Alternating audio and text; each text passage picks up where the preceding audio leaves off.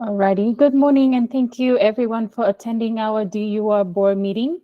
A few reminders for our meeting today. If you are dialing in via telephone, Google Meet has muted you.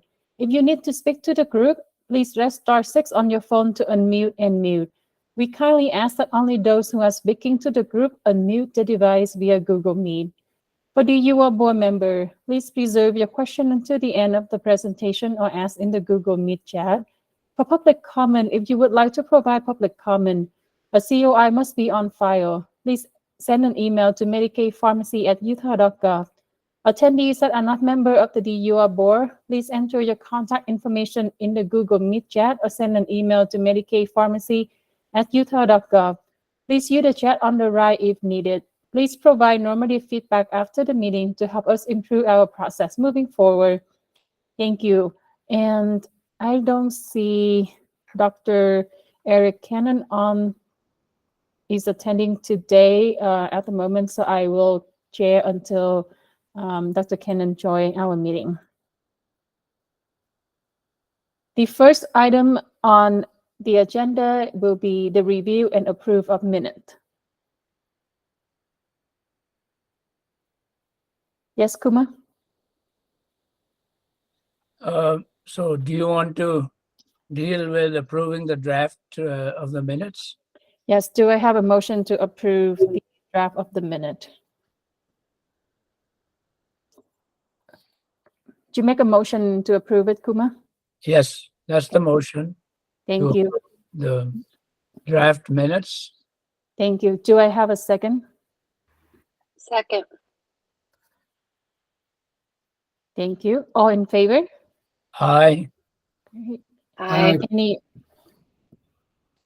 Any opposed? Okay, motion passed to approve the minute.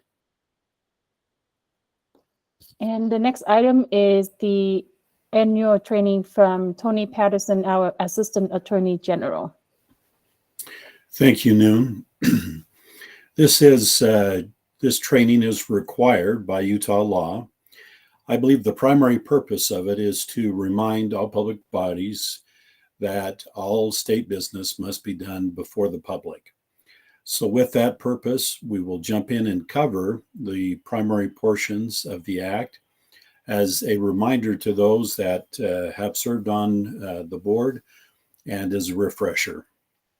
So first of all, public notice must be given of each meeting. That public notice must include the date, time, place, and link when it is electronically. The meeting is electronic of the meeting, and it must include the agenda.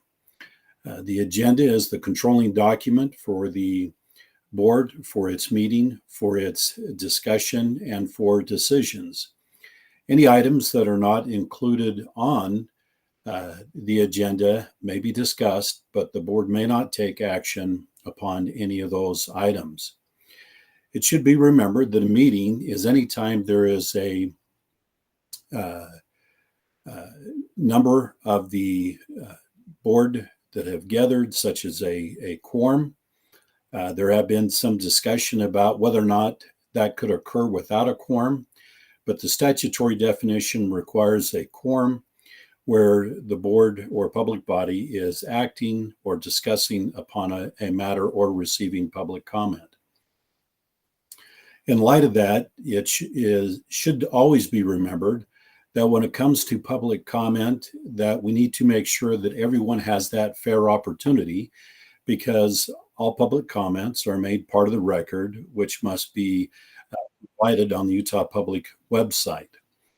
As part of that, it should be remembered by the board members that when they receive the packet, that is still confidential, that it has not been disseminated to the public and has not been converted from confidential to public. Once the board meeting is held, then it becomes a public document along with all the other public comments that must be part of the record for the board's activity. So I would just remind you to make sure that those not be disseminated. And of course, that makes sense. We want to have all entities that would like to comment on the state's business be on equal footing, be treated fairly, and have an opportunity to respond to comments that are provided. Now, one of the things that is important to remember during a meeting is that texting does not occur between board members. Now, some individuals believe that that would never be discovered, but of course, the Salt Lake School Board found out contrary. There was a reason to subpoena those records. Those became public, quite to the embarrassment of the board members, which led many to give apologies, and it created quite the uproar in the local community for a period of time. The same thing also happened to the former Attorney General, Mark Shurtleff. He thought that his personal device was something that could not be discovered and they would not find out what is on there. However, as part of the many investigations that occurred after he was no longer the Attorney General, he found out that they seized all of his personal computers, his phones, and they went through all of them as part of their investigations. Now, regardless of the fact that he was never convicted of a crime, he was never sanctioned by the Utah State Bar, all of his personal matters on his phone were reviewed by investigators.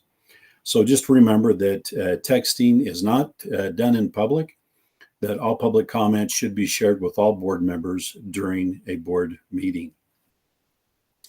Now, once the meeting has concluded, the recording of it, the minutes of it, both draft and finalized, must be published on the Utah Public website for review. There are circumstances when meetings may be closed. However, those circumstances, such as discussing a person's character, competence, or health, or pending litigation, really is not the subject matter that this board would discuss. Therefore, even though meetings may be closed, the nature of the work that is done by the board is not the nature of work that for which a meeting would be closed. There may be emergency meetings, and I would work closely with the agency when those circumstances arose, if it became necessary.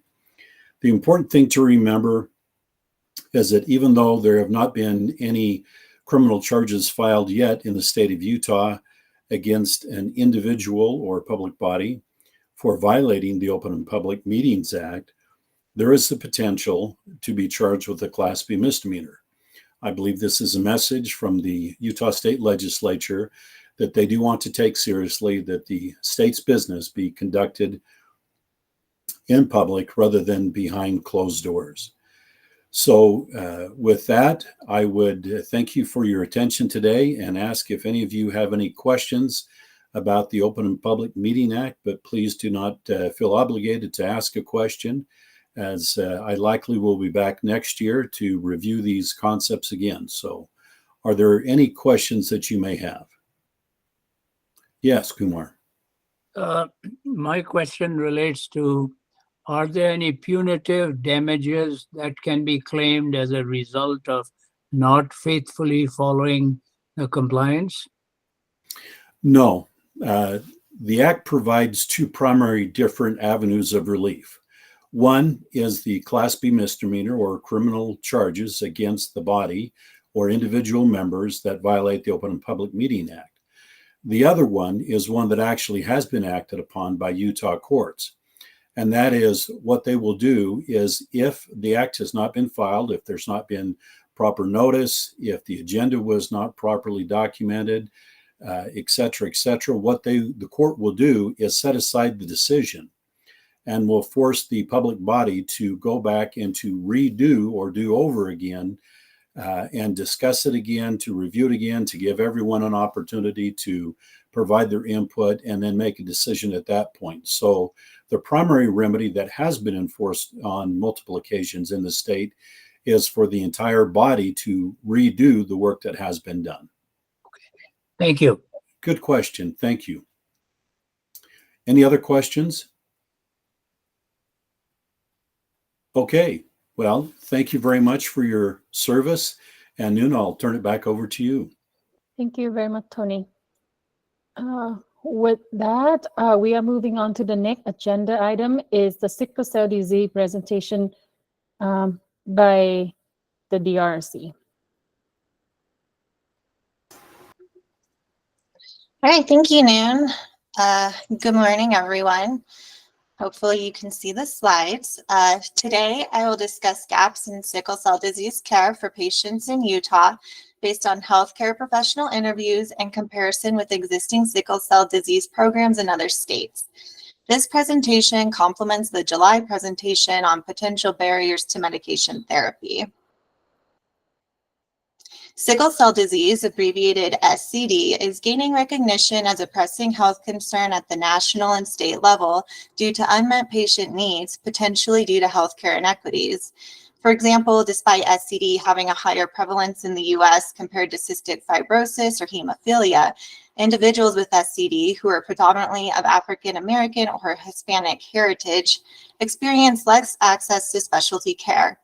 In early 2023, Utah House Bill 487 was signed into law.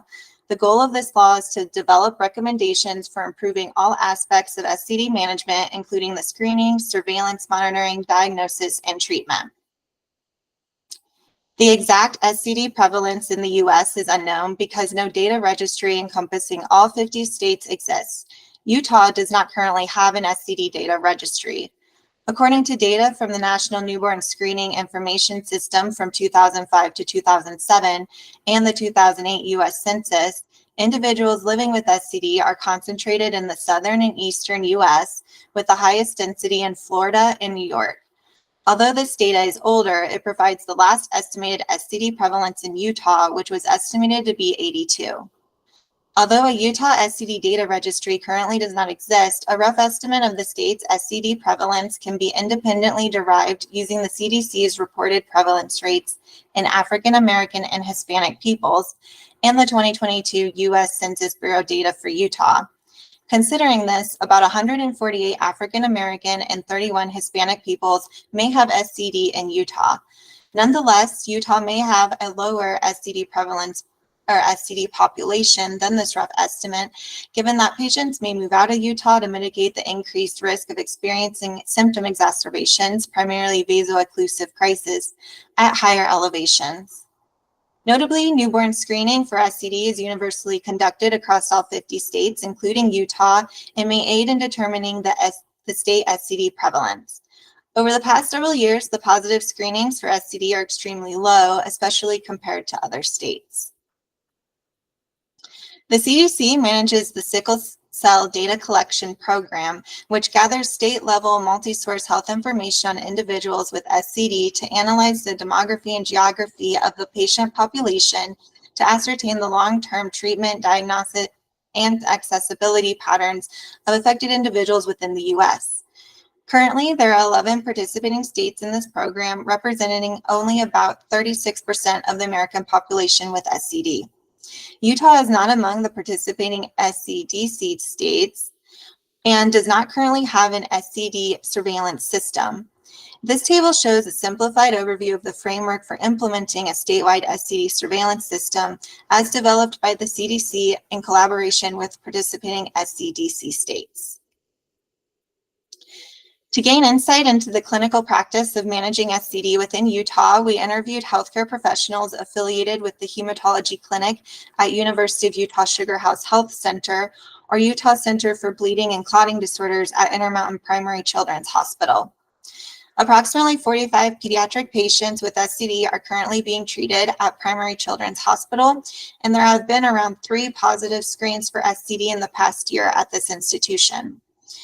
In the adult setting, there are about 20 patients with SCD currently being treated at University of Utah Sugar House Health Center Hematology Clinic. Note that not all patients who transition from pediatric care at Primary Children's Hospital are able to be seen at University of Utah Sugar House Health Center for adult care due to payer-driven restrictions. Hematology personnel at Primary Children's Hospital estimate that approximately 5 to 10 patients in the past year have been referred to other organizations within the state, and very few, if any, have directly transitioned to a sickle cell treatment center out of state. This slide lists the main barriers to SCD care in Utah per healthcare professional interviews. No formal SCD pediatric to adult transition of care program exists for patients with SCD at an institutional or state level. This is a critical area of concern because morbidity and mortality rates escalate for patients in the transition age group, resulting in higher utilization of acute care services and poorer health outcomes. Currently, Primary Children's Hospital and University of Utah Sugar House Health Center do not have a dedicated infusion center for severe sickle cell pain management. Therefore, patients are sent to the emergency department or ED for pain management. Acute pain management in the ED setting presents several potential barriers to care, including restricted access to opioids, treatment delays, and racial discrimination as a result of provider biases.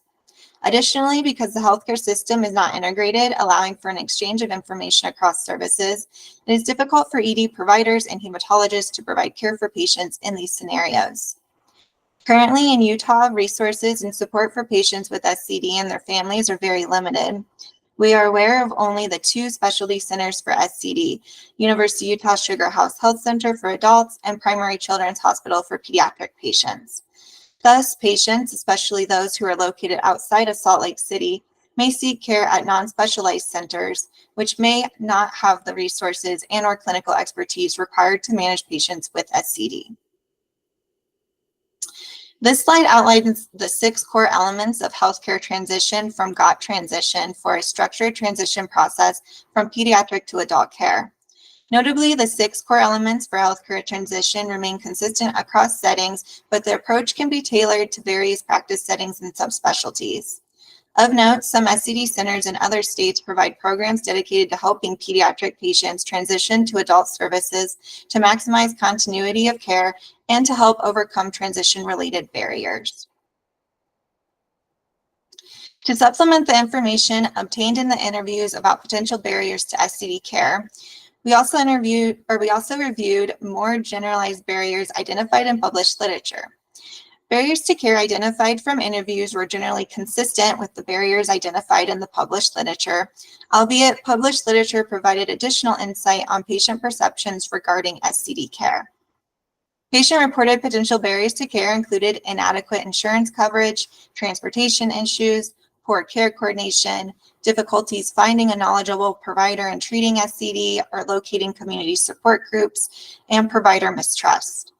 Provider-reported potential barriers to care included lack of necessary knowledge and unfamiliarity with SCD treatment recommendations, especially in the ED setting for managing acute pain, fear of prescribing opioids as pain management for SCD, and unawareness of patients' perceptions regarding stigmatization for requiring opioids. A survey of U.S. healthcare providers in non-emergency care found that hematologists and SCD specialists were significantly more comfortable prescribing opioids for patients with SCD than non-specialized providers, and overall, most felt comfortable managing SCD-related acute pain. Barriers also exist that impact availability of SCD treatments.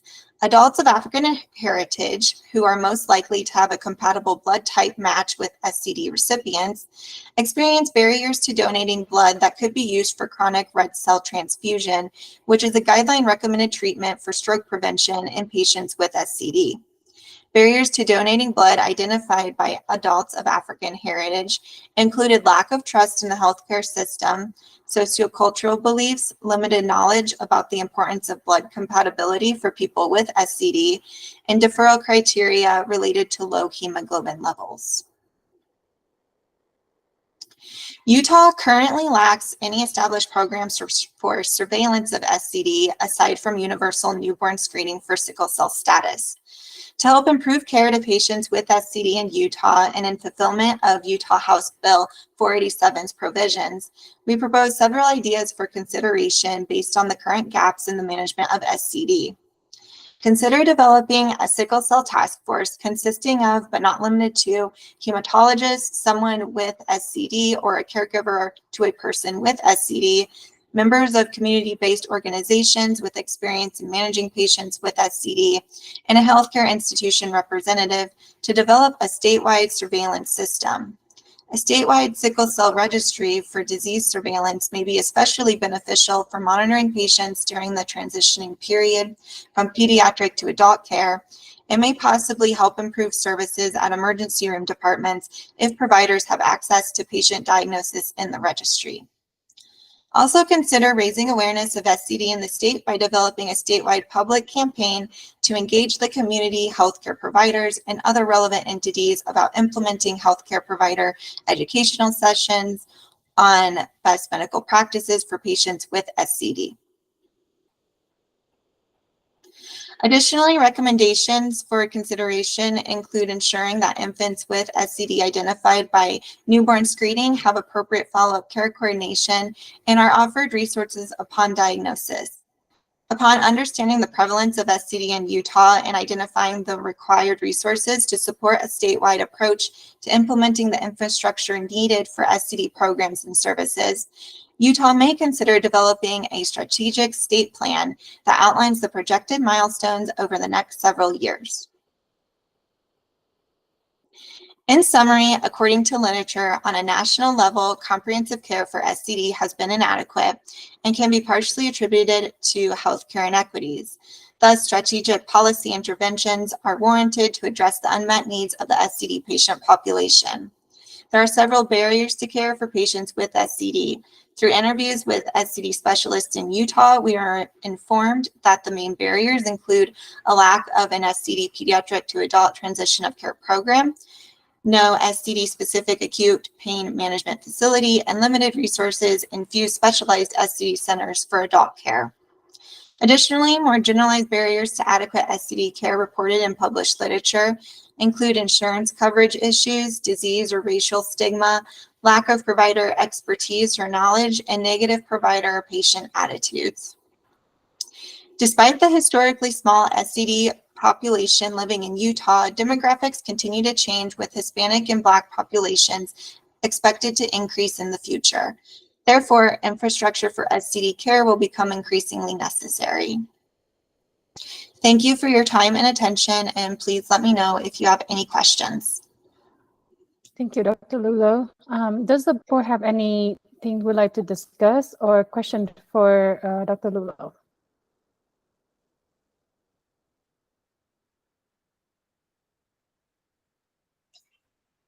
Yes, Dr. Hoffman. Good morning, everyone. I have a question related to the collaboration of this reporter with the Office of Health Equity in the department that's responsible for implementation of that Senate bill around the registry. I was unaware that we were going to talk about this today, and it would have been good to have them here too. Do you know? Yes, we do have There's an been office. Yeah, there is an officer from the Division of Public Health Equity. Her name is Anna Fondario. She's also on the call today. Yeah, no, I'm thinking about the Office of Health Equity. Hi, Anna.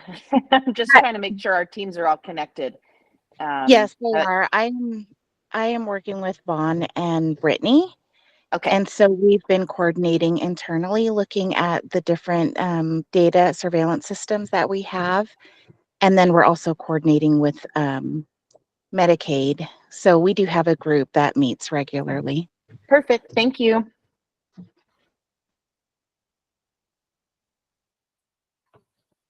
Yes, Kuma. Just a thought. So we talked about 60, 70, 80 cases that are known. Is there some estimate of how many we might be missing in Utah, or no estimate? Because on one end we say cases are going to increase. So I was just thinking at what rate we might expect, or something of that sort. I can speak on behalf of what I am aware of. And as far as I am aware, we don't have an exact estimate yet on the number of individuals affected with SCD in Utah. It's something that I think we're currently working on. But I think it is something that we can expect that will increase over time just based on demographic changes within our state. So you think maybe 10% a year, 5% a year, something like that? I don't know. I can't No, definitively. I'm not pinning you down. I'm just Yeah, curious. I would imagine it would, the way things have been trending, it would be a smaller increase. It would probably modestly go up.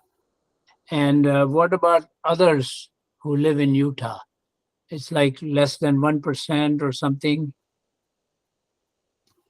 I'm sorry, I don't think I understand your There question. are other nationalities, other people, Oh, yeah, Asians and so on, you know. yeah.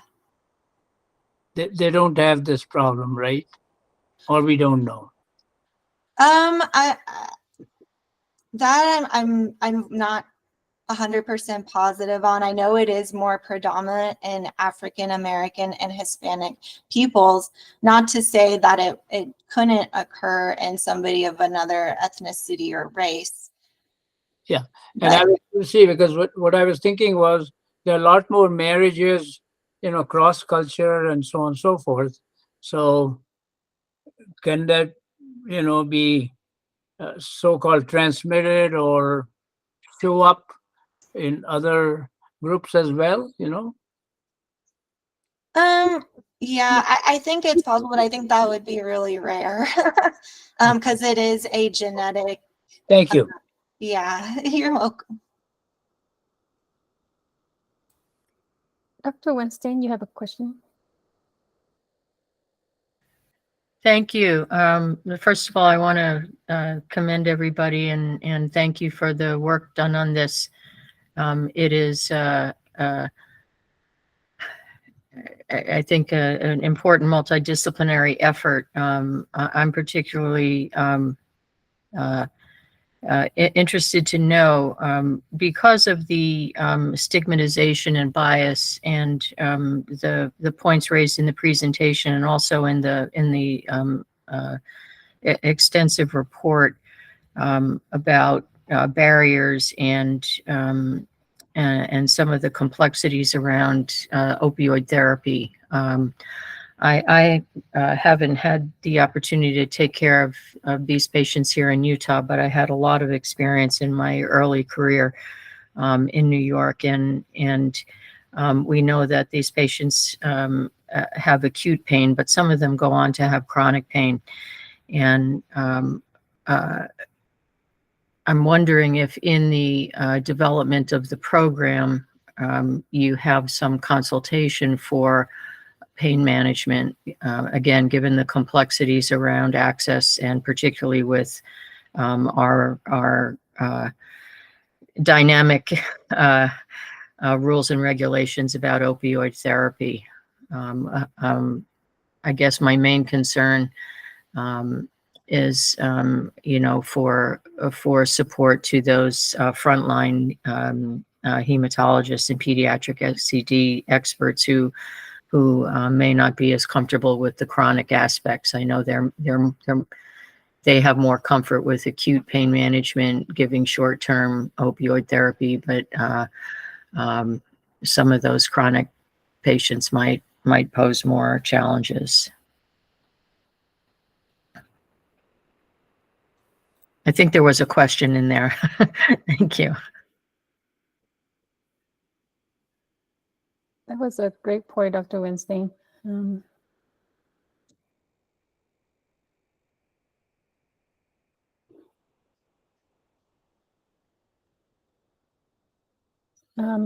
Any other questions, comment?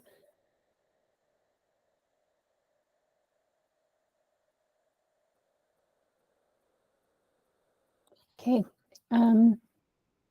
Yeah, so this is a presentation where the DRC gave a recommendation to the report that we're going to give to the legislative. And I think that was a great addition to consider, Dr. Weinstein. If there's no other point of discussion on this topic, we can move on to the next item. It will be the Beyfortus. Second.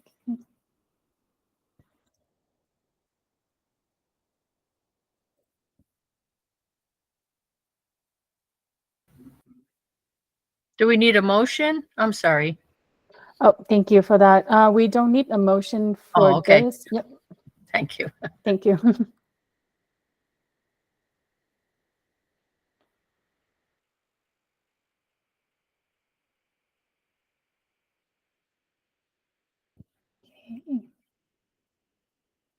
So this presentation is focused on the Beyfortus nirsevimab. For the Beyfortus is used for the respiratory syncytial virus, or RSV. By the definition of the FDA, RSV is a virus that causes acute respiratory infection in individuals of all age groups.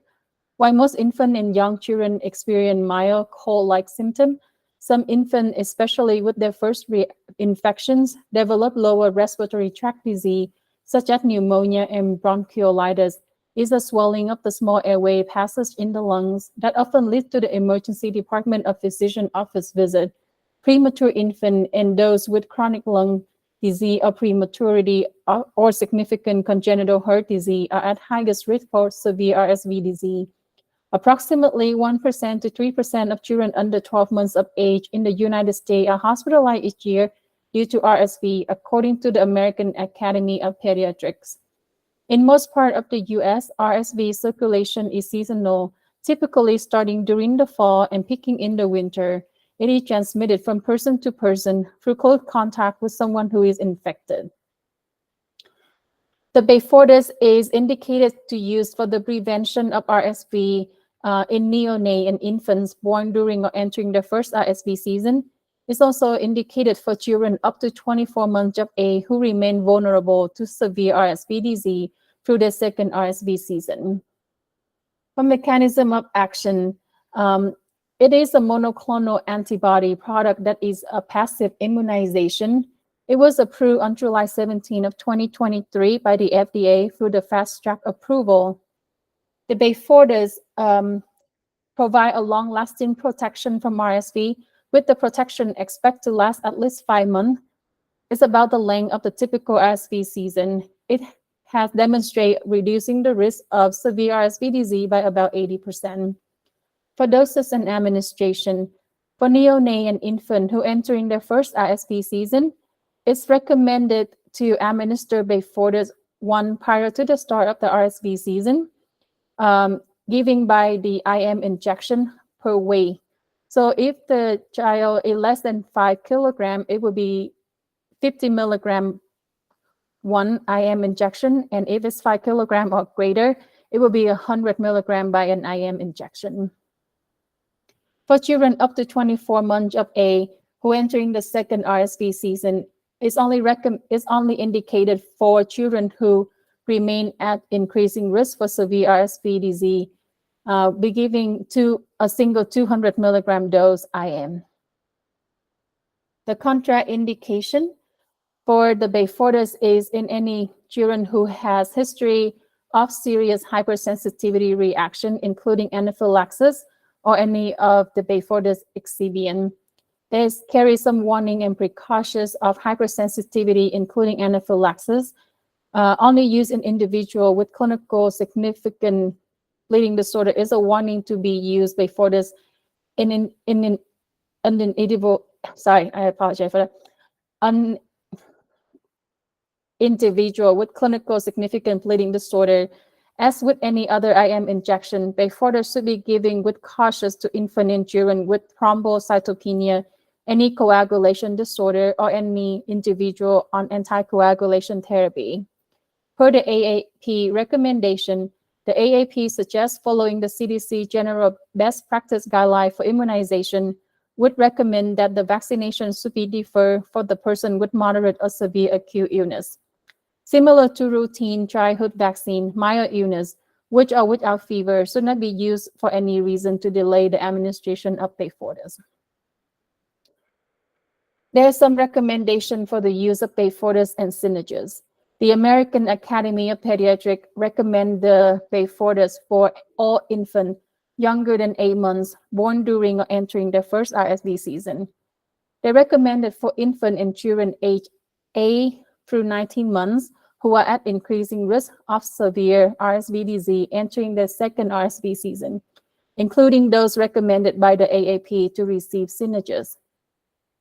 Those population included children with chronic lung disease or prematurity who require medical support, chronic defined by chronic corticosteroid therapy, diuretic therapy, or supplemental oxygen anytime during the 6-month period before the start of the second RSV season, including children who are severely immunocompromised, including children with cystic fibrosis who have manifestation of severe lung disease, including American Indian and Alaska Native children. The American and Indian and Alaska Native children is a newer group compared to the recommendation for Synagis. The AAP recommend children who have received Beyfortus should not receive Synagis for the same RSV season. They recommend that if the Beyfortus is not available or not feasible to administer, high-risk infants who are recommended to receive Synagis in the first or second year of life should receive Synagis until the Beyfortus become available. If Synagis were administered initially for the season and less than 5 doses were administered, the infant should receive 1 dose of Beyfortus. No further Synagis should be administered. If Synagis were administered in season 1 and the child is eligible for RSV prophylaxis in season 2, the child should receive Beyfortus in season 2 if available. If the Beyfortus is not available, Synagis should be administered as previously recommended. The ACIB also voted for inclusion of Beyfortus in the Vaccine for Children program. For the timing recommendation for the Beyfortus vaccination, the AAP and CDC recommended the provider should aim for the Beyfortus administration in the first week of life for infants born shortly before and during the RSV season based on geography. Administration can occur during the birth hospitalization or in the outpatient setting. Infant with prolonged birth hospitalization because of prematurity or other cause should receive Beyfortus shortly before or promptly after discharge. In most of the continental US, the CDC defines shortly before or during the season mean the administration of Beyfortus should be begin on October 1st and concluded on March 31st.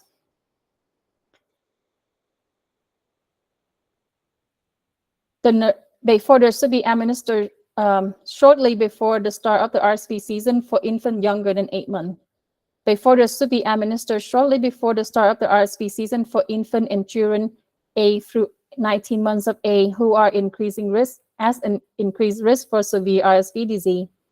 Beyfortus may be given to age-eligible infants and children who have not yet received a dose at any time during the season. The only children who met the high-risk criteria should receive more than 1 dose of Beyfortus, 1 dose in their first RSV season and 1 dose in their second RSV season. For healthy newborn at the end of RSV season who receive Beyfortus around the time of delivery should not receive a second dose entering their second season, even if they are less than 8 months of age. Also, a healthy infant born at the end of their first RSV season who did not receive the Beyfortus and are less than 8 months of age entering the second RSV season may receive 1 dose of Beyfortus. On the basis of pre-pandemic RSV infection pattern, Beyfortus may be administered in most of the continental US from October through the end of March. Because timing of the onset, peak, and decline of RSV activity may vary, provider can adjust administration schedule on the basis of local RSV activity in the community. At the Utah State Medicaid, we monitoring the RSV season. They rely on the announcement from the primary children when the RSV season starts. For the co-administration of Beyfortus with routine childhood vaccine, in accordance with the CDC general best practice for immunization, simultaneous administration of Beyfortus with age-appropriate vaccine is recommended. In clinical trial, when Beyfortus were administered with the routine childhood vaccine, the safety and reactogenicity profile of the concomitantly administered regimen was similar to the childhood vaccine administered alone, and the Beyfortus is not expected to interfere with the immune response to other vaccines. The Utah Medicaid policy, the Beyfortus is covered through the Vaccine for Children program. Utah Medicaid reimburse for the administration fee. when the claim is submitted correctly to our system. With that concluded my presentation. Any question or discussion from the board? Yes, Dr. Brinton. I'm just really grateful that we'll be having this available. You're working with babies that were born just a tiny bit preterm, but otherwise had no issues, and seeing them have multiple complications from RSV, including needing ECMO, having strokes, being trach vent dependent afterward. This is such a wonderful cost savings approach. So I'm just very excited that we'll be able to have this available for these kids. And then just to clarify, this is just this is not the same as what the adults are getting, right? The adult RSV vaccine is more of a vaccine. It's not these monoclonal antibody things. Is that right? Yeah, you're correct, Dr. Brinton. This is the monoclonal antibody one, and I believe the name for the adult is called Abrysvo. It's a different one. Yeah. Any other questions or comment? Dr. Smith.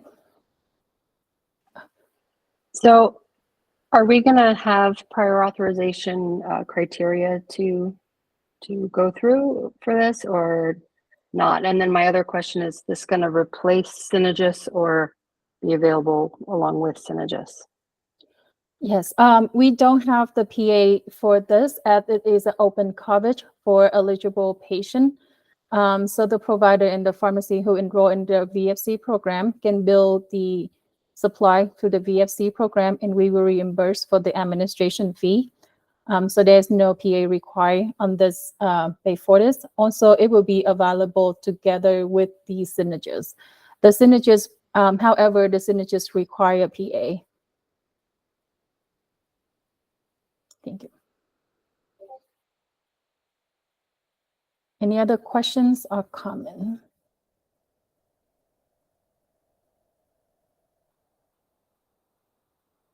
No, thank you. We do have a public comment from Sobi by Alexandra. Hi, thank you. Can you hear me? Yes. As a reminder, you will have 3 minutes in front of the board. Thank you. Perfect. Good morning. My name is Alex Jarvis with Sobi Medical Affairs. Thank you for this opportunity to present information on Synagis, also known as palivizumab. Synagis is a humanized monoclonal antibody that is produced by recombinant DNA technology that exhibits both neutralizing and fusion inhibitory activity against RSV. Synagis was originally approved by the FDA in 1998 for the prevention of serious lower respiratory tract disease caused by RSV in children at highest risk of RSV disease. The safety and efficacy of Synagis were established in children with bronchopulmonary dysplasia, or BPD, that required medical treatment within the previous months and who are 24 months of age or younger at the beginning of RSV season. Infants with a history of premature birth, less than 35 weeks gestational age, and those who are 6 months of age or younger at the beginning of RSV season, as well as infants who had a diagnosis of hemodynamically significant congenital heart disease, who were 24 months of age or younger at the beginning of the season. As you may be aware, the American Academy of Pediatrics Committee on Infectious Diseases, the COID, published an updated guidance on palivizumab prophylaxis in high-risk infants and young children in July of 2014. This guidance asserted that preterm infants whose without chronic lung disease and born at 29 to 35 weeks gestation would not have a substantial clinical benefit from RSV prophylaxis, and thus removed the recommendations for palivizumab prophylaxis for this gestational age group. On June 26, 2023, the AAP COID group published their latest technical report on palivizumab prophylaxis in infants and young children at increased risk of hospitalization for RSV infection. This updated technical report reasserted their statements that palivizumab be recommended for those preterm infants who are born at less than 29 weeks gestational age, who are less than 12 months of age at the start of the RSV season. It also included preterm infants who develop chronic lung disease of prematurity, defined as gestational age less than 32 weeks and 0 days, with the requirement of greater than 21% oxygen for at least the first 28 days after birth, and those who continue to require medical support during the 6-month period before the start of the RSV season. Children, and then as well children with hemodynamically significant stage D during their first RSV season. On August 1st, 2023, there was an edition of AAP News that highlighted a letter written by the current AAP president, Sandy Chung, urging health officials to develop a comprehensive strategy as new RSV prevention modalities roll out. And this included the support of continued use of palivizumab for the prevention of RSV disease in those high-risk infants for this upcoming season. So based on today's testimony and previous testimonies, SOBI requests that Synagis is continued to be administered to infants who are at greatest risk for severe RSV disease and preserve physician choice for the coming RSV season. Thank you for your time. Thank you. Any questions from the board for Alex? Okay. If not, that is all of the item on our agenda for the meeting today. The meeting will be in November 9th, next month. We will discuss the antidepressant insurance. Perfect. Thank you. Do I have a motion to adjourn the meeting? Thank you, Kuma. Do I have a motion? I have a second. Thank you, Dr. Weinstein. All in favor? Aye. Awesome. Aye. Great. Thank you very much for coming to our DUR today. See you all next month. Stay well.